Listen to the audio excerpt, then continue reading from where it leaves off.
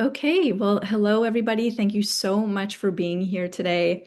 Today we are going to talk about the leadership gap no one is talking about and what it's really costing, a topic that I'm so fascinated by. And yeah, I'm really excited for today. So thank you.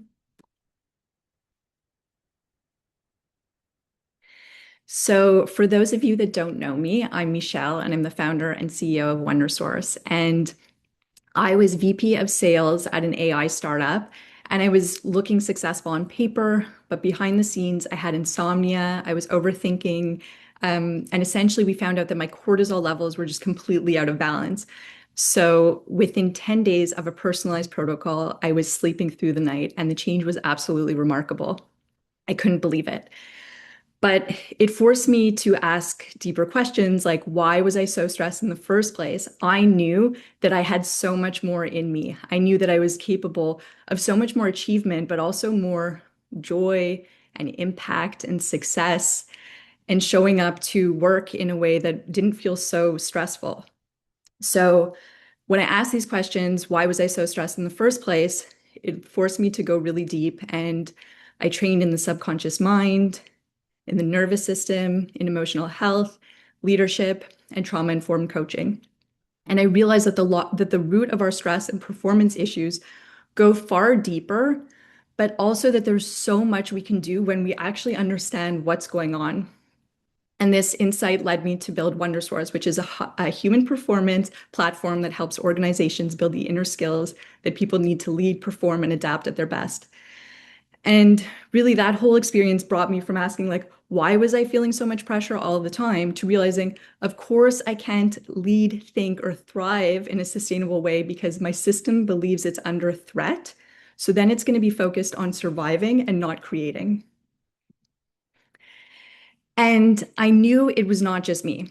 In my life, I had the pleasure and privilege of being surrounded by so many successful people doing amazing things, but they were quietly surviving their lives. So anxious and not sleeping weeks before the board meeting, replaying a conversation for days, carrying old mistakes as evidence against themselves, unable to be fully present with people they loved at the end of the day, chasing visibility, responsibility, or success that they secretly didn't feel safe receiving, shrinking their dreams just because they hadn't yet learned to sit with the resistance, to sit and move through the resistance as they grow.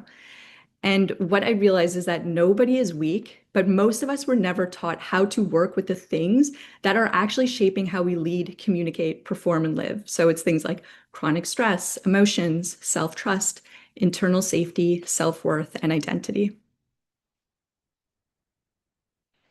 So again, thank you so much for being here today. I know you all have busy schedules, so I don't take that lightly that you're here, and I really appreciate it. This is for you today if you're investing in AI and leadership programs and you aren't yet seeing ROI. You demand higher productivity and effectiveness from yourself and your people, and you want to understand what's really getting in the way. You're struggling with absenteeism, presenteeism, and disengagement, and you want to change your company's profits, performance, and long-term trajectory. So by the end of the session, you'll know a root cause of leadership program ineffectiveness, so you can stop offering not very effective solutions. We'll explain that in a few slides. The science of behavioral change, what to integrate into leadership programs to develop leaders at their highest level, how to go from reactive to present, so how to overcome toxic cultures and create psychologically safe, high-performing teams, and building high-performance cultures. So I just wanted to start by saying like good leadership is really valuable. That's why I wanted this session today to be about leadership because it is so valuable, but people are finding their leadership programs to be incredibly ineffective. And good leadership is so valuable because it's actually creating the foundation for us to build successful teams. So it helps us make better decisions, improve execution, innovate faster, trust one another, and unlock new opportunities. So I just want to take a second to think like, how much do you think poor leadership is costing your company? You can put it in the chat or you can just think about it. Okay. Now, How effective do you believe your leadership programs are? Again, you can just think about it or you can put it in the chat. And we're going to go into this after, but okay.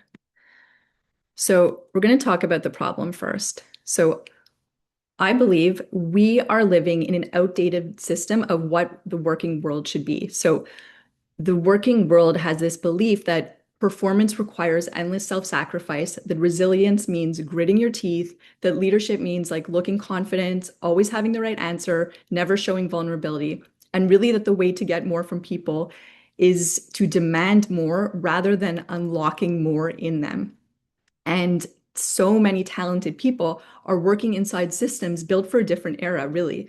And revenue's fine, the team is managing, but leaders can't focus, confidence is quietly eroding, and leaders are operating at a fraction of their potential and really one bad quarter from walking out. Today, teams are largely experiencing this. So burnout and reactivity, chronic stress, hormonal imbalances, chronic illness, family health issues, broken communication, avoidance, people not really saying what they mean, people not feeling safe enough to speak up, toxic cultures, lack of ownership, irritability, overfunctioning. Most leadership challenges are not skills gaps, they are unseen internal patterns underneath behavior. And so, as we explained, leadership is really, really important, obviously, because it helps leaders make better decisions, innovate faster, cut meaningful costs, things like that. But leadership now is becoming way more demanding, and we're asking a lot of leaders right now. It's asking things like make decisions with incomplete information and really high stakes, navigate uncertainty without control, help people adapt while adapting themselves, know when to stay the course and when to pivot. So many people are investing in AI and they're finding that they're really not getting the ROI. So do you stick with it or do you pivot? How do you, other companies are investing? Measure the right things, not just speed of execution, create clarity in an environment that's changing often. And then we have the invisible layers. So many companies are investing, every company is investing in the visible layers. These are things like pricing, product development, strategy, AI, leadership development, even. And what is beneath that, the invisible layers, is actually what's driving a lot of the visible layers and determines how effectively the visible layers are working. So this is things like unprocessed stress and subconscious programs, emotional processing capacity, self-leadership, sense of inner safety, confidence, fears, anxiety, doubts. Now, let's just give an example of like one person. So there's the always fine leader, the leader who looks like composed, decisive, always fine. And that's the 10% that we see on the surface. And then below that is the 90%. And this can be unprocessed anger, shame, frustration, stress, fear of failure. And all frozen there, impacting how they show up, their reactivity, their leadership, because they don't know how to process it in a healthy way. And the thing is, this sort of mass, so to speak, of the iceberg here, it just gets heavier. It doesn't go away. Like stress and unprocessed emotions, they all build up. And that eventually can lead to a health crisis, a sudden resignation. And the really challenging thing is that leaders don't often look fearful. They can look resilient, successful, fine. But even the most capable leaders, the smartest leaders, have a line, and it's usually drawn like by their nervous system, not their ambition. We can have huge drive, huge ambition, but we may not feel safe to be able to hold that. So what I loved as I delved really deep into all these things that I talked about earlier, like the subconscious and the nervous system, is that the issue isn't really capability as I see it. It's that success at work is often asking us to do things that our internal programs and nervous systems read as unsafe or not aligned with the person we think we are. So again, even the smartest, most adjusted leaders, discomfort at work is already a challenge because the nervous system is designed to keep us safe, not happy or successful or thriving. So things that are very like needed to be successful, to get the results we want at work, things like make the ask, take the risk, Stay open when you feel challenged. Take on more responsibility when you already feel overwhelmed. Speak up even when you risk being misunderstood or disliked. Those things, we are perceiving them as danger, and that is causing us to have a lot of stress. So, as I see it, the leadership gap is two-sided. There's the fact that the world has changed now. So, AI is accelerating change at unprecedented speed. Companies are investing so much in it. Employees are working so much with AI. There's more ambiguity, fewer clear answers. There's pressure to decide before you have all the information. There's constant complexity and context switching, and the bar for leadership has really never been higher. And then on the other side, we have the human operating system just hasn't kept up. So we were built for occasional danger, like focusing on a few things. Now we're multitasking, we're holding 12 things in our mind at once, and we are in a workplace where we are feeling danger constantly. And it's not actually danger, but our systems don't know how to determine the difference between like a real physical threat and, let's say, an email from a boss that is maybe strongly worded or something like that. We're wired for like, adrenaline and sprinting, but then recovering, not a constant alarm.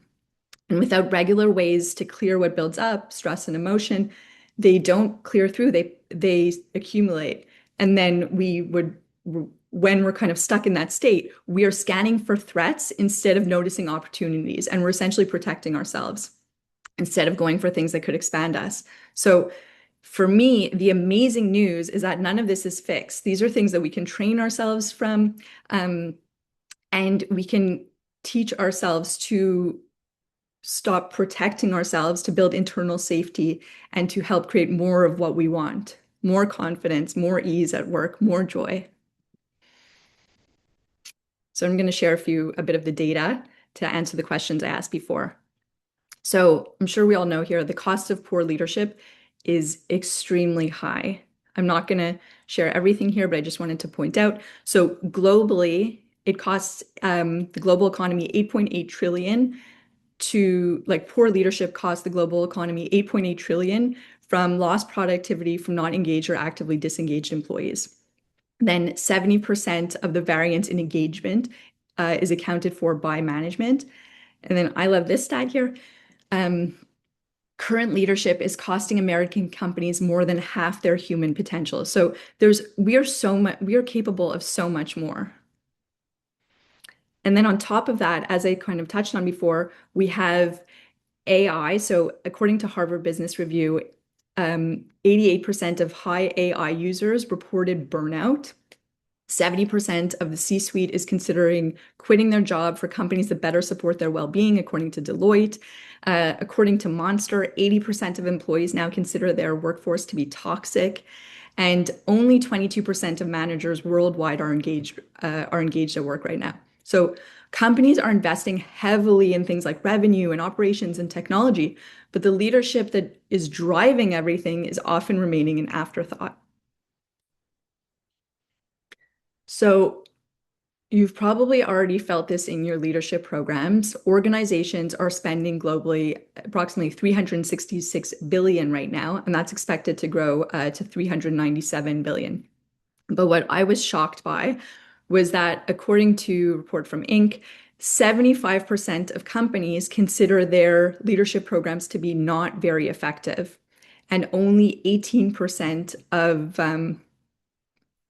only 18% believe that their leaders are highly effective at achieving their business goals. So obviously, this is a big problem.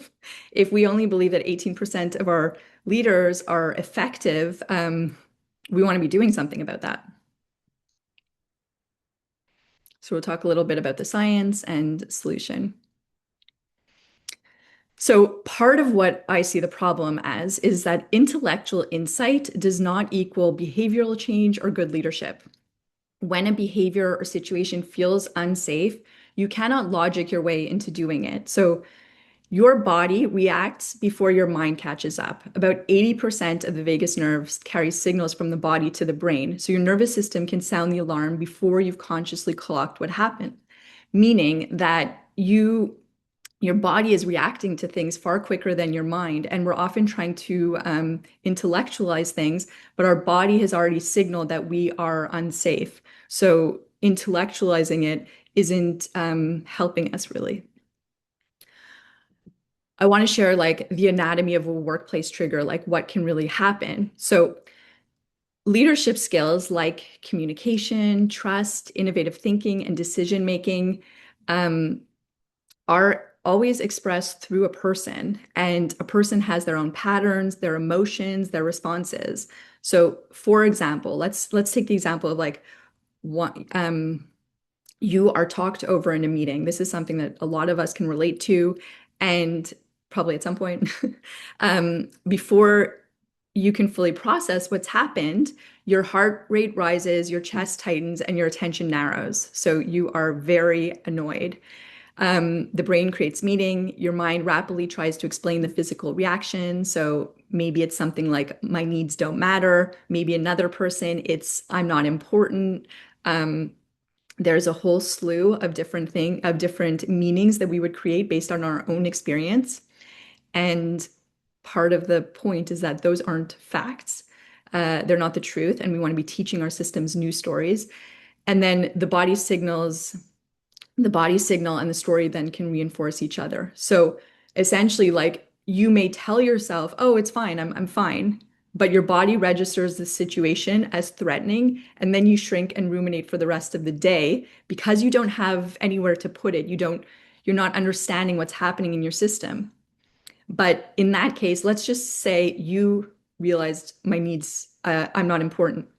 What we want to be doing is meeting that. Like, you say, okay, I'm triggered. What am I making this mean about myself or the world? I'm not important. Okay. Is that the ultimate truth?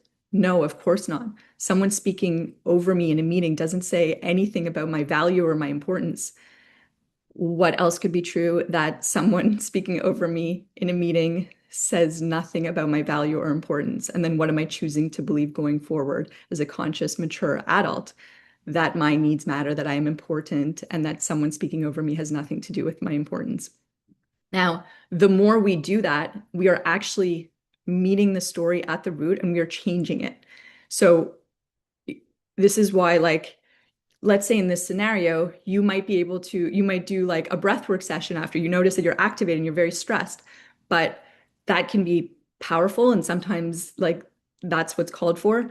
But if we didn't get to the actual root story there, which is essentially that you were triggered because you have a story somewhere that says, I'm not important, and you meet that story and over time you can change it, you're not going to be actually changing and the stress is going to continue. You'll be in different situations and you'll constantly be reactivating that same trigger. So when you understand what's happening and learn to bring awareness and change the story, you heal stress at the root and it actually changes so much.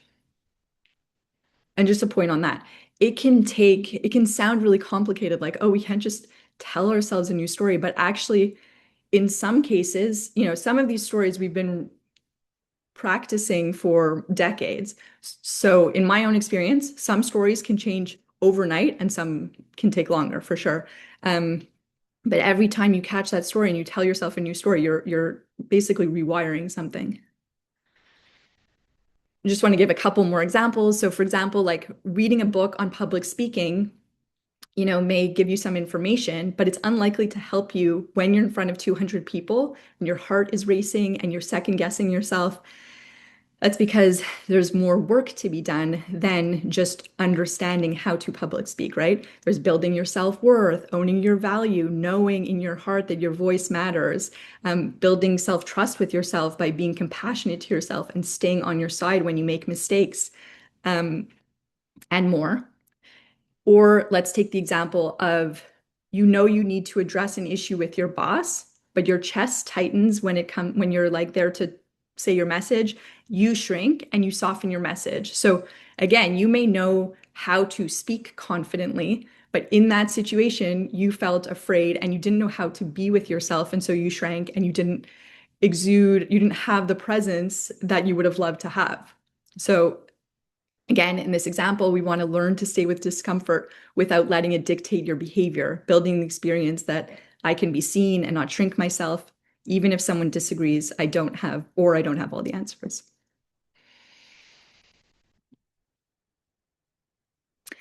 And essentially, we want to be expanding people's somatic capacity. This is part of what we want to be doing. So, behavioral change doesn't happen overnight, usually. It comes from awareness, repeatedly responding differently, and creating new experiences until a new pattern or a new response becomes familiar and available, even under pressure. So it's being able to remember and hold your value, trust yourself, and feel safe taking up more space, even when your instinct is to hide, run, shrink, or you don't have all the answers, and essentially you feel unsafe. But it's holding your power even in those moments. And over time, you're building your capacity. And that's not to say that everything's going to change overnight. As I said, like you will probably still feel nervous speaking to 10, 100, or 2,000 people. You might still feel the urge to shrink in an executive meeting. You may still be distracted and irritable replaying an earlier conversation. The point is that you recover far quicker. You stay connected to yourself instead of disconnecting from yourself. You can stay on your side and be compassionate with yourself. You can choose a new response. So a new response might be, let's say, you're replaying an earlier conversation, and instead of being distracted and kind of irritable all day, you can be kind to yourself, talk to yourself for a minute, like, I'm sorry that that happened, or, whatever you need to hear. And then you can go back being focused and having like your day. So that would be choosing the response you want to have. The response is that you don't want to be taken over by your emotions and spiraling for the rest of the day. And essentially, we want to be building our capacity for more. So really more of life, more discomfort, more responsibility, more visibility, more opportunities. We want to be constantly teaching our systems that I can handle this. And eventually, what once felt impossible or out of reach can start to feel natural and inevitable. I'm just going to share a couple myths here. So, if you're smart and hardworking, you'll be a skilled leader. But actually, what they're finding right now is there is a crisis in confidence in leadership right now. The gap between how leaders rate their effectiveness of their leadership compared to their team's perception of them has increased by 75%. So essentially, intelligence doesn't automatically lead to good leadership because what we talked about here, because of our internal programs, because we are processing everything through our very human experience. Another myth is that chronic stress doesn't affect me. So, one of the challenges I really think with stress is that we often don't realize it. Like before I had my experience with burnout, I was performing, I was showing up, I was, essentially like happy-ish. It wasn't noticeable per se. I didn't realize. It's now looking back on it, I can see that I was like I said, operating at a fraction of my potential. I was doing a lot of things from a place of protection versus expansion. Um, but because we don't realize it, it can be really hard to understand what's happening. So but when we are in this state of chronic stress, the brain is shifting from growth and strategy to protection and survival. So you are literally unable to see the same opportunities that are right in front of you when you are in that chronic stress state. You don't have access to the same perspectives, the same thoughts, even. So, good leadership requires emotional intelligence and having the mental and emotional capacity to use your gifts, knowledge, talents, and skills well. So, really, I want to be very clear, stress is not a problem at all. It's that not processing it is. We don't want to be spending all of our time in chronic stress states. We want to experience it and then come back, experience it and then come back. We want to be flexible.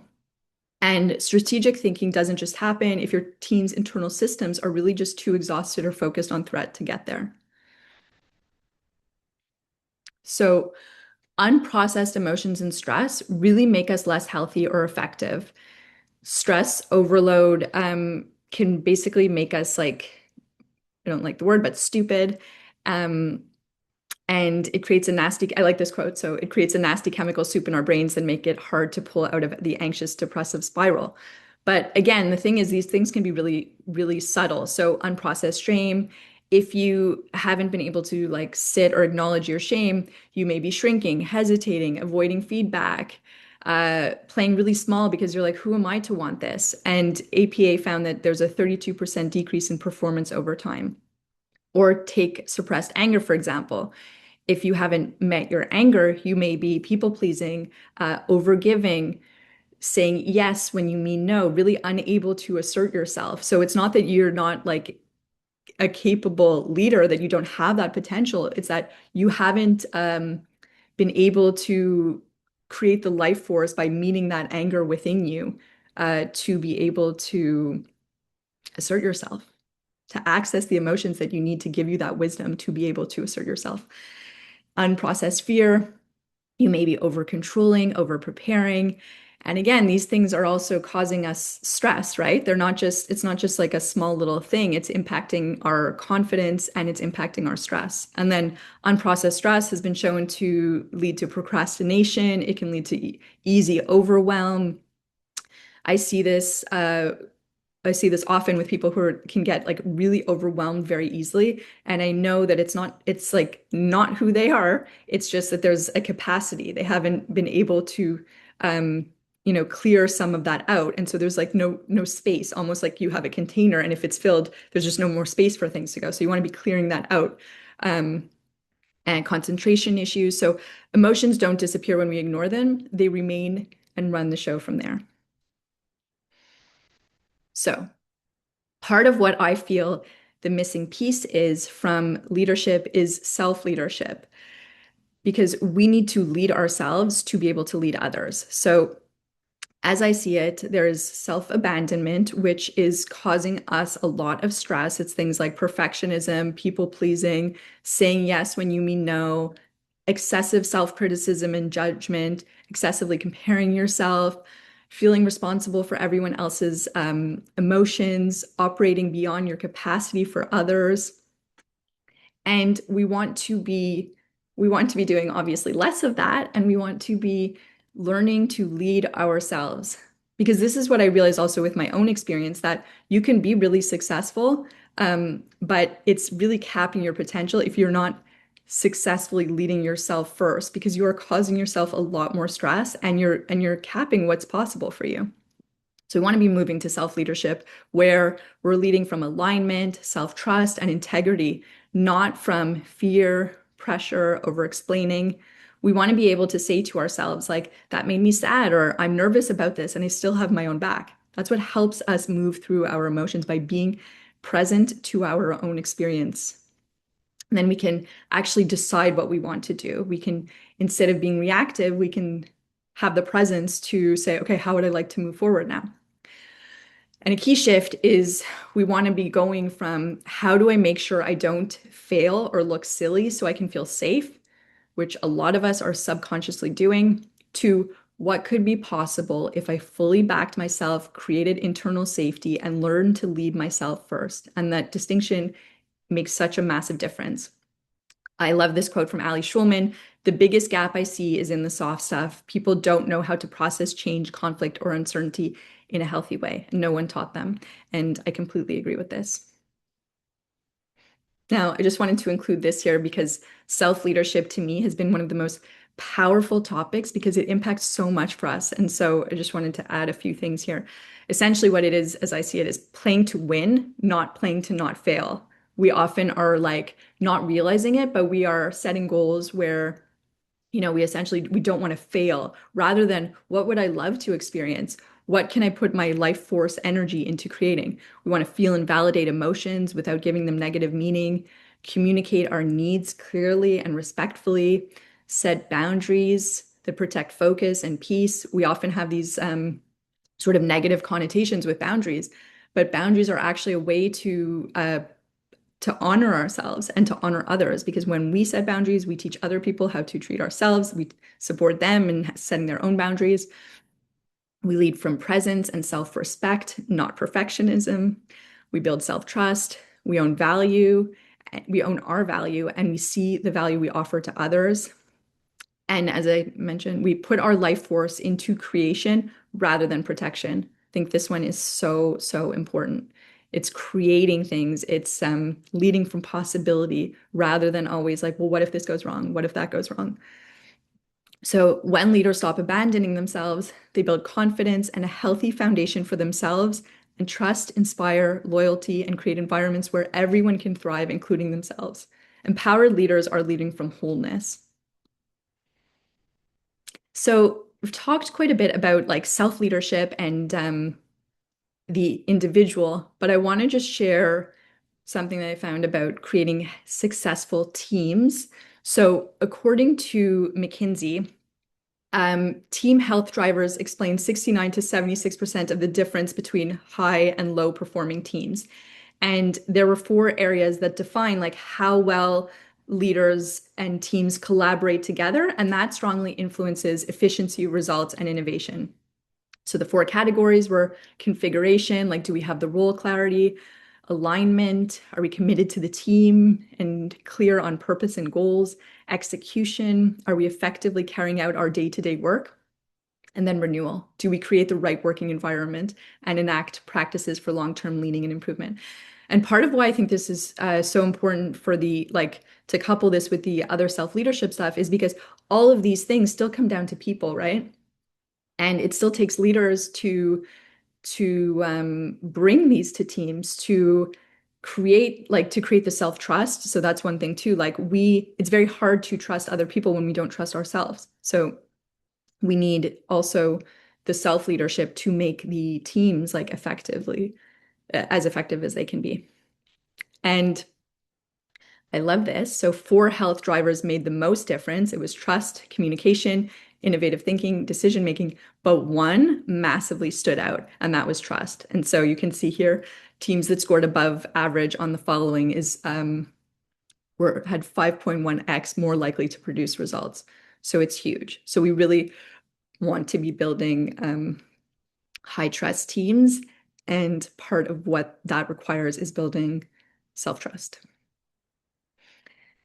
I just love this quote from Simon Sinek. How do we build high trust teams?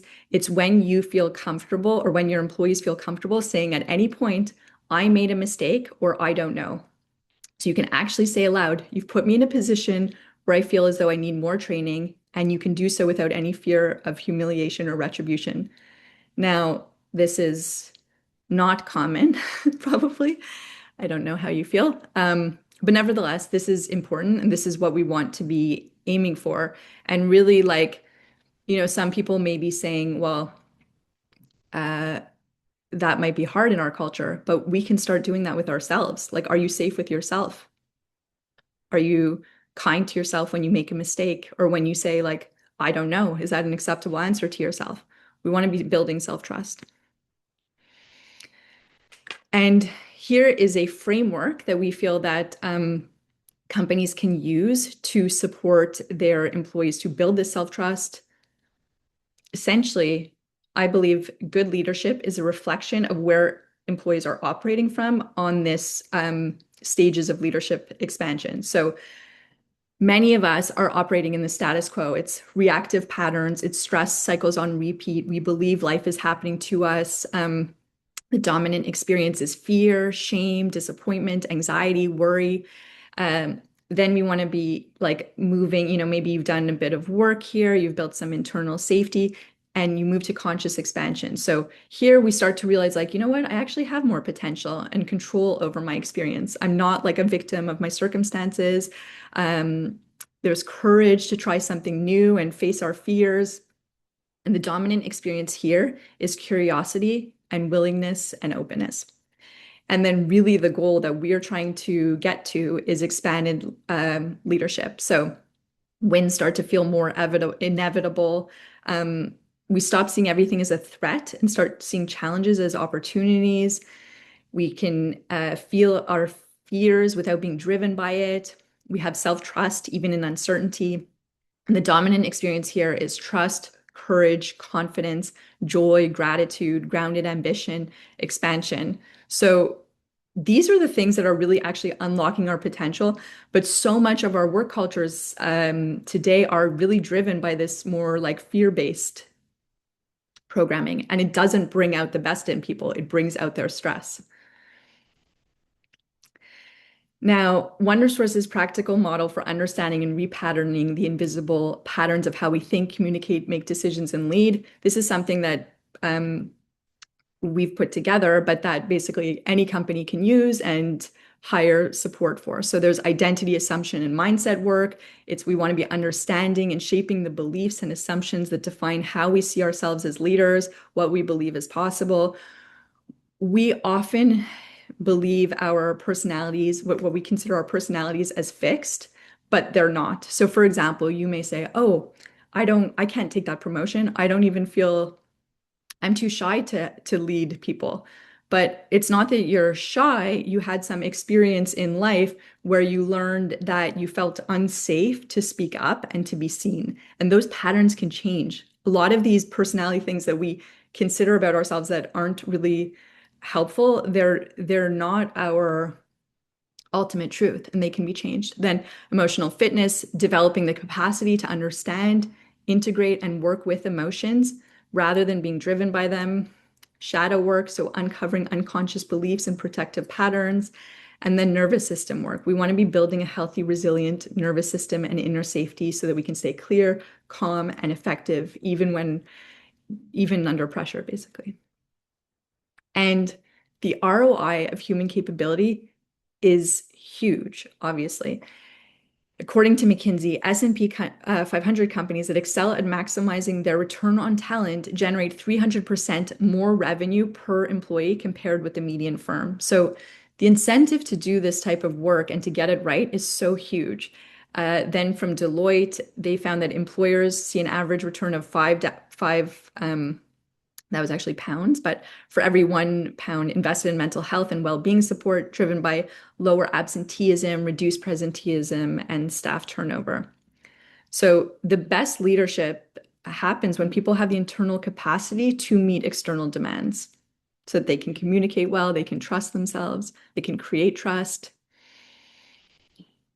Now, here I've shared like quite a few things today. I just want to share how you can support your company today. Really, the most important thing is develop psychological safe teams. Backed by Amy Edmondson's research on psychological safety, teams that speak up, admit mistakes, and can ask for help actually outperform teams that can't. So we want to be genuinely valuing people. We want to model vulnerability as a leader, normalizing things like, I don't know, practice active listening. People disengage when they don't feel listened to. Reframe failure as data, not verdict. Reward speaking up. Show that leadership values mental health and sustainable performance. And then we want to be hiring support for to get to the root of these issues that we talked about. So identity work, there's a lot of different types of coaches, leaders that do this type of work. Things like identity work, who am I when I know I am worthy and enough and the world is abundant. Shadow work, the patterns we've learned to hide even from ourselves. Emotional processing, what builds up instead of suppressing it. We want nervous system flexibility, self-trust, rebuilding the internal signal that got overridden by fear or criticism. A lot of us think that we can't trust ourselves, but we absolutely can, and it's so necessary to trust ourselves. But we build trust, just like any relationship, we build trust. If we've been overriding ourselves, we need to take the time to build that relationship again with ourselves so that we can have that self-trust. And now I'm just going to take a few minutes to talk about Wondersource and how Wondersource helps in all this. So firstly, as we see it, companies have two choices now. Companies can waste millions to absenteeism, presenteeism, poor leadership, disengagement, and lost potential on AI initiatives. Burnout alone is costing companies with 1,000 employees 5 million annually. So it's huge. Or they can break the norm, fast track employee health, leadership, and performance with Wondersource's empowered intelligence platform. I really believe the companies that will win the next decade, they're not going to be getting there by chance. They will be creating cultures where we are unlocking people's potential and creating cultures of excellence. So Wondersource is a single solution that is both deep and practical. We support people. Uh, the support pe can su The platform can support people in the moment, creating lasting shifts in how they think, feel, and operate while staying accessible and scalable for a company. And really, what sets us apart is everything is grounded in neuroscience, mindset, somatics, and psychology. So it changes behavior and rewires. We have a daily practice library with things like tapping, hypnosis, yoga nidra, and meditations for everything from stress to sleep to confidence, emotional processing, and safe being visible and taking up space. These are tools used by some of the world's highest performers, athletes, business leaders. We have science-backed courses, nervous system mastery, identity and assumption upgrade, human design for self-awareness, leadership, and then future-ready soft skills. So our AI mindset course is coming very soon. Our soft skills course is coming soon. We have complex navigating complexity and problem solving, and all built for real work challenges. This is a solution for leaders, for employees, for people dealing with these things in their day-to-day at work. So why our approach works is because our proprietary method addresses the root causes. So as we talked about nervous system resilience, it's grounded in polyvagal theory and somatic science. It's building the capacity to hold more, like to hold more success, visibility, responsibility without tipping into survival mode. This is what I was explaining before, like it doesn't matter how smart or successful you've been, like every new level, maybe you feel confident leading a team of 10 or 100 or 2,000, 20,000. And then all of a sudden you get a promotion and you're leading a team of, double that. And there's more responsibility, there's more visibility. All of these things are not a problem, but we need to be creating systems that feel safe holding them. They can say, I've got this. Subconscious programming, we address the 95% of thought, sorry, I say 95%, approximately 95% of thought and behavior that runs below conscious awareness, changes the patterns driving performance, things like unworthiness, not feeling enough. So many of us are constantly dealing with these, and the platform allows someone to go and do a 10-minute tapping video and come back having felt less stress now and rewiring that belief. And then emotional and stress processing capacity. So again, EFT tapping, hypnosis, yoga nidra, these are helping to process things so that we don't get so stuck in the stress, or we don't get so stuck in our fears. We can just move through them. We can experience life and move through difficult things. Or, yeah. And then leadership, communication, and soft skills. So communication, empathy, decision-making, all these things. Before and after Wondersource. So before, leaders might be avoiding difficult conversations, chronic stress, insomnia. Leaders are reactive. There might be a lack of confidence or self-trust, may know what to do, but struggle to follow through. As we explained, for example, in the case where the person needed to address their boss, they knew that they needed to address them, and they know how to speak confidently, but the second that they were in the situation, they shrank and didn't feel safe. So well-being initiatives exist, but don't go deep enough and aren't really used because management doesn't value them. And so employees feel stigmatized. Organizations are growing faster than people can adapt. Leaders are up to 2 a.m. replaying conversations. And with Wondersource, leaders have the confidence and tools to lead through real human challenges. As I said, maybe something comes up, you have a presentation, you feel a lot of fear, you go and do a tapping video, and instead of ruminating and avoiding the work you need to do, you come back grounded, ready to take on your next task. You can communicate openly, take ownership, navigate pressure better. There's behavior change and capability growth. well-being and performance are treated as one conversation. It's no longer stigmatized to invest in your well-being. The world's greatest athletes, greatest business leaders are all investing in their consciousness, in their well-being, in their to build that solid foundation, not because they're weak, because they know how much potential they have. And you can shut off for the day, recharge, and spend time present with loved ones. You're not constantly replaying things that happened in the day. We get results. So past solutions, 86% of employees improved confidence as a leader. 86% regularly used Wondersource to support their mental health. 95% reported greater self-awareness, and 95% reported improved work relationships. And this is a quote from one of our clients. I feel like the best boss for choosing Wondersource. We now discuss these topics together outside of our sessions, and everyone is learning so much. It couldn't have gone better. So imagine a workplace where employees feel valued, supported, and psychologically safe, creating the confidence to actually experiment, innovate, and adapt the things that are leading to greater success. Or employees building the inner skills to navigate pressure, uncertainty, and change, strengthening their confidence, self-awareness, and emotional intelligence. And every person empowered with accessible practices and tools to grow over time. So for some, from nervous system flexibility to better focus, well-being, performance. So you can lock in founder pricing. For the time being, it is $59 per employee per year.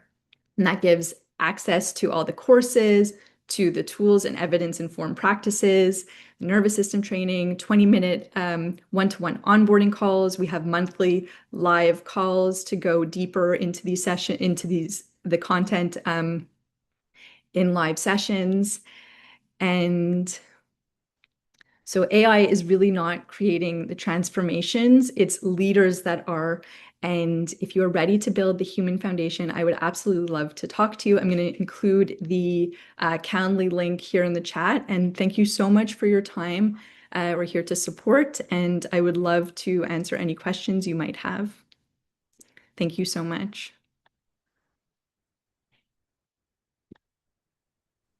Thank you. That was